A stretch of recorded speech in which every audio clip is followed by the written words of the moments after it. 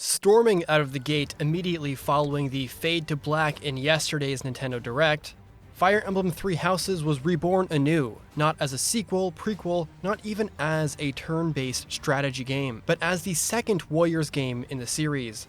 This spin-off, titled Fire Emblem Three Hopes, is once again developed by Koei Tecmo, and once again throws these familiar characters in a new timeline. This time not fighting underground with the Ashen Wolves, but against what may potentially be the greatest threat Fodlan has ever faced: Hubert's new look. Jokes aside, this trailer tells a different Fodlan story revolving around Byleth, the Three House leaders, and other familiar faces. Let's start from the beginning and break this down. As the familiar sounding 3H theme song fades in, Empire soldiers are storming Garreg Mach, and they look to be squaring off against Kingdom soldiers. As a soldier steps on a flower, the screen fades and we're shown the game's logo. The cycle of this world, I will not allow it to perish with you.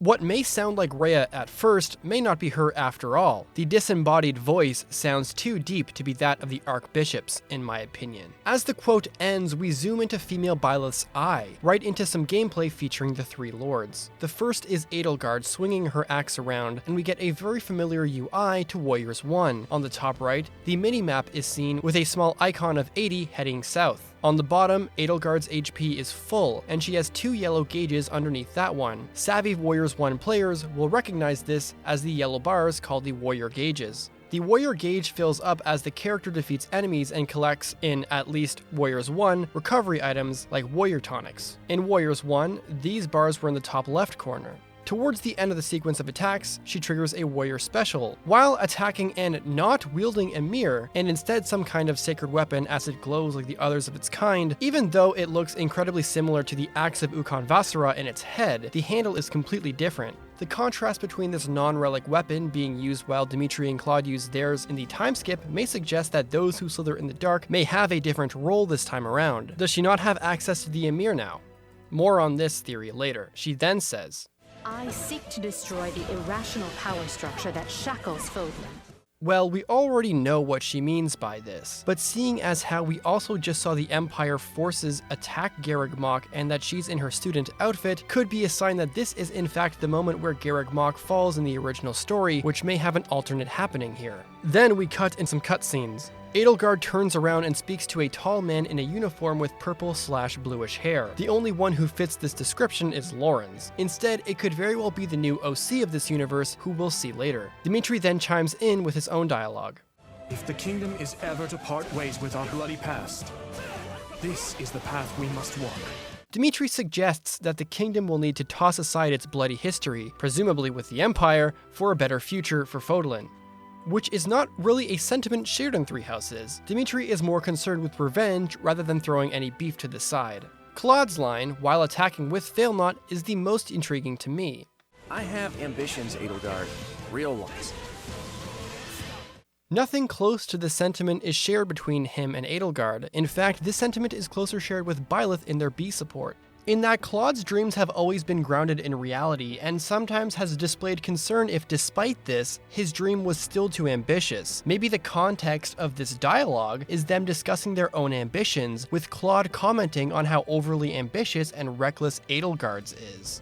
At 51 seconds, we see some more gameplay, with Edelgard rocking her new portrait, suggesting an alternate time skip that is before the 5-year time skip in the main game, as we'll get more information later on. She discusses approaching Garreg Mach, which opens up new possibilities for this circumstance. If we are in this alternate time skip, Edelgard doesn't seem to have control of Garreg Mach, and instead is traveling through the Great Bridge of Mirrodin to get there. This might suggest that her initial invasion failed. We then see a preview of how navigating through the world could look like, and contention between the Empire and the Kingdom, as East Garreg Mach is occupied by Blue Kingdom forces. On the top left it says, the Battle of Garreg Mach, with the mission description telling you to clear a path for the conquest of Garreg Mach by defeating the Church of Seros army, so there's definitely similar lead-ups to that invasion. Then we get to witness the brand new fits for our three lords, starting with Edelgard raising her new axe in the air and saying, Will you sit around and wait for a miracle? Or will you help me seize control of my fate? Who honestly knows who she is talking to at this point? It sounds like a different way of telling Byleth to stop being sad about JERALT's death though. Or if we were right on the track about Claude's line with her from before, maybe it's the same conversation. Cut to Hubert's new look. And wow, he's going through an angst phase for sure. The entire army is behind them. Dimitri is here and his hair is in a ponytail and he has no eye patch. I honestly thought this was Lambert at first. At 1 minute and 1 second, we get a really juicy battle scene. Hilda, wielding the Freykugel, completely saves Claude's bacon by clashing with Dimitri's Eredbar. Seems like Hilda ditched the twin tails for a ponytail herself. If Hilda has a different look, then I'm going to guess that every character has a new portrait as well, except for the professors, of course. Claude is then soaring through the skies until we see the Immaculate One charging up for a breath attack. Then we get a new scene with a redhead dressed in white who everyone thinks is Monica. It very well could be. They look the exact same. Edelgard's hair clip has a black flower on it, and it is the same as the earring this redhead is wearing. That suggests a lot and is probably going to be a source of guesses. Is this Monica? Is this another person of the Ox family? Did Monica survive? Did Krania never take over her body? Is this person related to Edelgard? The thing is, we don't even know how much of a presence the notable members of Those Who Slither in the Dark will have. I have my own doubts that it's Monica, but that is just because I have a $50 bet saying that it's not. So yeah. There's a scene with two people with their hands together. One of them is certainly Dimitri's if the official art is anything to go by. After this, in this new reality, the three lords are fighting together. Edelgard and Claude are talking, which might be the context for his first quote mentioned earlier in the trailer, and Claude, mountless, bumping butts with Dimitri. And again, it looks like they're fighting the Empire soldiers together. But then right after, Edelgard and Dimitri see an arrow flying between them. Is it Claude breaking them up? As an aside, I can't believe how cool it looks to see these characters together like this. We shall fight. We shall survive. And we shall win a glorious future for Fodlan. But now that I know, I won't make the same mistake again. What does this mean? What mistake won't he make again? Game, tell me. Claude being the mediator between these two nations makes sense to me, so if the premise is that he's also the one to bring new information to the table to get them to stop fighting, that would make sense.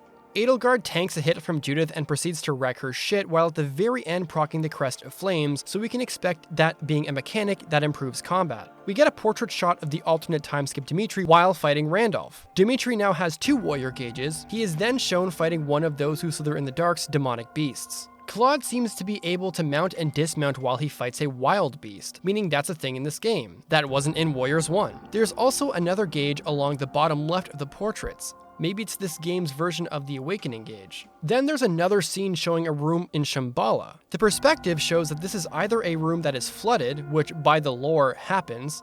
To quote the DLC Shadow Library in Three Houses, yet even still the false god stands, and soon a flood aptly named Despair will drown this world, or it's someone just waking up submerged in a tank of water. The camera switches scenes to JERALT, looking pissed as he lifts his face from the water, and pre-timeskip Dimitri looking up to the sky, and then the Immaculate One either charging up for a shot or getting shot in the head, then Edelgard holding her face, Claude stressfully preparing to shoot, and finally, the juiciest of them all, female Byleth versus the new antagonist of this game. The glowing aura around these two as they fight allude to both using their absorbed god powers. Byleth at this point has taken Sothis' power, and for that, her hair is light green and has this green aura around her entire body. The purple guy, who is clearly meant to be Byleth's rival and potential counterpart, also seems to have absorbed the white god-looking girl in the box art. He has the weird facial marks to prove it. Byleth doesn't have the sword of the creator though. In fact, she's never seen with it in this trailer. And the sword she does have gets destroyed by this new antagonist's legendary weapon of his own, hearkening to the final cutscene between Byleth and Nemesis. The box art is shown and there's definitely a lot of guesses to be made here. Sothis and some kind of new girl, maybe she was the one submerged in the water. Did Shambhala get up to some god creation shenanigans of their own to combat Sothis back in the day? Is this new god actually an old god from the land of Thinis the Agarthans worshipped? Do these two gods have some kind of history? Byleth is clashing with this purple-haired man. He's dual-wielding something like a killing edge and what might be a relic weapon / a uniquely built Amur-like weapon of his own if the design is anything to go by. But yeah, it's not a hot take to guess that the purple-haired guy and the god above him in the box art are meant to completely contrast Byleth and Sothis. Then the three heroes are at the bottom in this box art. Something I thought was interesting was Sothis' quote about revenge. Revenge is not a thing you take for someone else. You seek revenge to slake your rage and heal your wounded heart. I know you are prepared to do whatever that you must. As she says it, JERALT is first to be seen. As we know, Byleth gets vengeance against Kronya for killing him in the original game. Then, pre-timeskip Dimitri, whose entire mission in enrolling in the academy was to find information on his parents' assailants for revenge. Maybe revenge or resolving revenge will be a significant story theme in this new tale. Moving on to the box art, while they all look fucking awesome, Edelgard's weapon being a sacred weapon, seemingly from Garreg Mach, makes me insanely curious as to the role of those who slither in the dark now. They made a mirror specifically for her and is presumably constructed during the 5-year time skip. Does this mean that she chose not to ally with them to conquer Fodlan? Or does this mean that our heroes are allying with someone else, or just themselves? If that's the case, what role does Arundel/Tallis play here? Then again, Three Houses only shows the Emir after 5 years have happened, so that doesn't strictly mean she won't be allied with the Slitherers here. Perhaps Emir wasn't even forged yet so soon. But the axe Edelgard is shown using instead of her custom relic doesn't appear to exist in the original game, and the next best thing is the sacred weapon Seiros herself uses, which outside of Crimson Flower, Edelgard steals from her. So maybe it's a unique church relic. So maybe they retconned the Axe of Seiros or something? The trailer already implies Fodlan in Warriors isn't one-to-one with the one from Three Houses, meaning there's a chance it might very well be a new addition. After all, the Empire didn't have hero relics in the original canon because all the houses that had one descended from the 10 elites, aka Nemesis's allies, which opposed the Empire and the Church in the war from the backstory. So from that point of view, Warriors giving House Hresvelg a compatible regalia with their crest, just like how the Spear of Asal and the Caduceus staff are compatible with the Keyhole and Sethlian crests, this axe being compatible with the Seiros crest makes the most sense. Male Byleth is nowhere to be found. While this may initially suggest that this alternate route is exclusive to female Byleth, it could also just mean it's the way they wanted to present the trailer and the box art with one Byleth instead of two, for the sake of space. And actually changing between the genders of Byleths is still going to be a thing. There's some information on Nintendo's website too.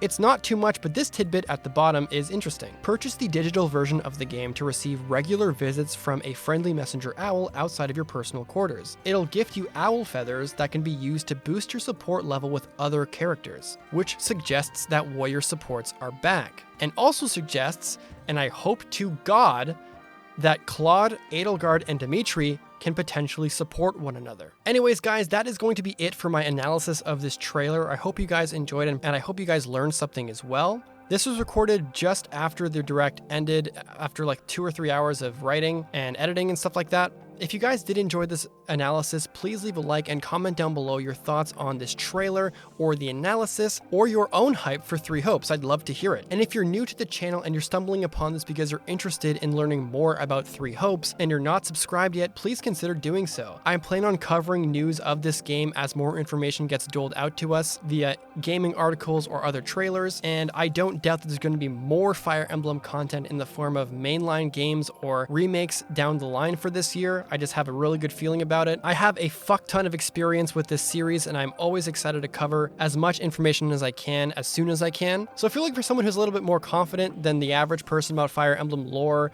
and remake history and just general details about Fire Emblem like that, consider subscribing. It would mean a lot, and it would help get this channel up to 91,000 subscribers, which is very, very close to getting. With that being said, thank you so much for watching. Enjoy the rest of your week, and I'll see you next time. Deuces.